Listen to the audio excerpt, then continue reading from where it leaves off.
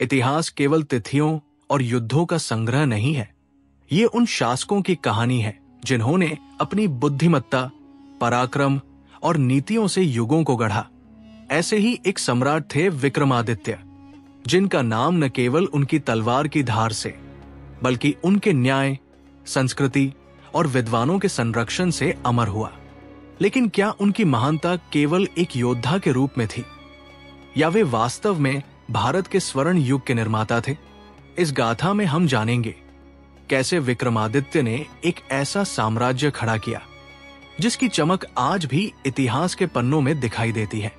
पिछले एपिसोड में हमने देखा कि कैसे समुद्रगुप्त ने अपनी सैन्य कुशलता और दूरदर्शी नीतियों से संपूर्ण भारत में अपनी शक्ति स्थापित की। उनकी विजय यात्राएं, नीतियां और पराक्रम ने उन्हें भारतीय इतिहास के सबसे ताकतवर सम्राटों में से एक बना दिया। लेकिन एक महान सम्राट का उत्तराधिकारी भी उतना ही सक्षम होना चाहिए, अन्यथा साम्राज्य पतन की ओर बढ़ जाता है। क्या विक्रमादित्य अपने पूर्वज की महानता को बरकरार रख सके, या उन्होंने इससे भी आगे बढ़कर नए कीर्तिमान स्थापित किए? यही है इस कहानी का सार। विक्रमादित्य, जिन्हें चंद्रगुप्त द्वितीय के नाम से भी जाना जाता है, का जन्म एक ऐसे कालखंड में हुआ जब गुप्त साम्राज्य अपनी ऊंचाइयों की ओर बढ़ रहा था। उनका बचपन साधारण राजकुमारों की तरह नहीं बीता। वे बचपन से ही युद्ध कौशल, शास्त्रों और प्रशासन में पारंगत किए जा रहे थे। उनके गुरु वात्स्यायन ने उन्हें नीति शास्त्र और कूटनीति में प्रशिक्षित किया, जबकि राजदरबार के प्रमुख सेनापति ने उन्हें युद्ध की बारीकियां सिखाई। एक कथा के अनुसार जब वे केवल 12 वर्ष के थे तो उन्होंने अपनी तलवार से एक मदमस्त हाथी को नियंत्रित कर लिया था। यह घटना केवल उनके शौर्य का परिचायक नहीं थी, बल्कि यह भी दर्शाती थी कि उनमें नेतृत्व की अद्वितीय क्षमता थी। गुप्त साम्राज्य की सबसे बड़ी चुनौती थी पश्चिम में बसे शक शासक भारत के व्यापार मार्गों पर कब्जा जमा रहे थे और कर वसूली कर रहे थे। रामगुप्त, जो उस समय गद्दी पर थे, शकों से भयभीत थे। कहानी कहती है कि जब शकों के राजा ने रामगुप्त से उनकी रानी ध्रुव देवी की मांग की तो रामगुप्त ने आत्मसमर्पण कर दिया। लेकिन विक्रमादित्य को यह स्वीकार नहीं था। उन्होंने एक नाटकीय योजना बनाई, रानी के वेश में शकों के शिविर में प्रवेश किया और वहां से राजा को मारकर वापस लौटे। इस घटना के बाद न केवल विक्रमादित्य को असली उत्तराधिकारी के रूप में देखा जाने लगा, बल्कि उन्होंने जल्द ही गुप्त साम्राज्य की बागडोर संभाल ली। इसके बाद विक्रमादित्य ने शकों के खिलाफ निर्णायक युद्ध किया।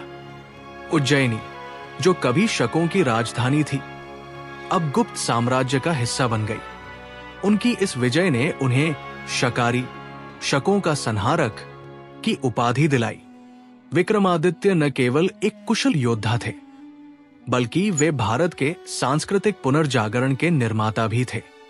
उनके शासनकाल में नवरत्नों का उदय, विक्रमादित्य का दरबार 9 महान विद्वानों से सुसज्जित था, जिन्हें नवरत्न कहा जाता है। इनमें कालिदास, अमर सिंह, वराह मिहिर, आर्यभट्ट, धन्वंतरी और कई अन्य महान प्रतिभाएं थी। विज्ञान और गणित का उत्कर्ष। इस काल में आर्यभट्ट ने शून्य की अवधारणा को स्पष्ट किया और ग्रहों की गति को समझने की प्रणाली विकसित की। वराह मिहिर ने खगोल शास्त्र और ज्योतिष में क्रांतिकारी खोजें की। व्यापार और आर्थिक उन्नति। भारत इस समय सोने की चिड़िया कहा जाने लगा। विक्रमादित्य ने व्यापार मार्गों को सुरक्षित किया, जिससे रेशम मार्ग के जरिए चीन और रोम तक भारतीय वस्त्र और मसालों का व्यापार हुआ। वास्तुकला और मंदिर निर्माण। उनके शासनकाल में भव्य मंदिरों का निर्माण हुआ, जिनमें से अजंता और एलोरा की गुफाएं विशेष रूप से प्रसिद्ध है। न्यायप्रियता और प्रशासन। विक्रमादित्य की न्यायप्रियता इतनी प्रसिद्ध थी कि उनकी कहानियां लोक कथाओं में परिवर्तित हो गई। कहा जाता है कि वे भेष बदलकर नगर भ्रमण करते थे और जनता की समस्याएं सुनते थे। उनके शासनकाल में न केवल शकों को हराया गया, बल्कि पश्चिम में सौराष्ट्र से लेकर पूर्व में बंगाल तक और उत्तर में कश्मीर से लेकर दक्षिण में नर्मदा तक गुप्त साम्राज्य का विस्तार हुआ। उन्होंने कश्मीर, पंजाब और बंगाल के राजाओं से मैत्रीपूर्ण संबंध स्थापित किए और दक्षिण भारत के कई राजाओं को अपने अधीन किया।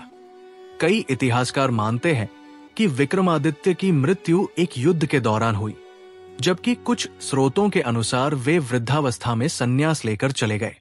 उनकी मृत्यु के बाद कुमारगुप्त ने सत्ता संभाली, लेकिन क्या वे अपने पिता की महानता को बनाए रख पाए? क्या गुप्त साम्राज्य की चमक बरकरार रही या पतन की ओर बढ़ी? सम्राट विक्रमादित्य के बाद गुप्त साम्राज्य की स्थिति क्या रही? क्या उनके उत्तराधिकारी कुमारगुप्त और स्कंदगुप्त इस स्वर्ण युग को बनाए रख सके, या ये महान साम्राज्य धीरे धीरे कमजोर होने लगा? अगले एपिसोड में हम जानेंगे गुप्त वंश के पतन की शुरुआत और उन चुनौतियों को जिनका सामना भारतीय इतिहास के इस गौरवशाली साम्राज्य को करना पड़ा। जुड़े रहिए हमारे साथ।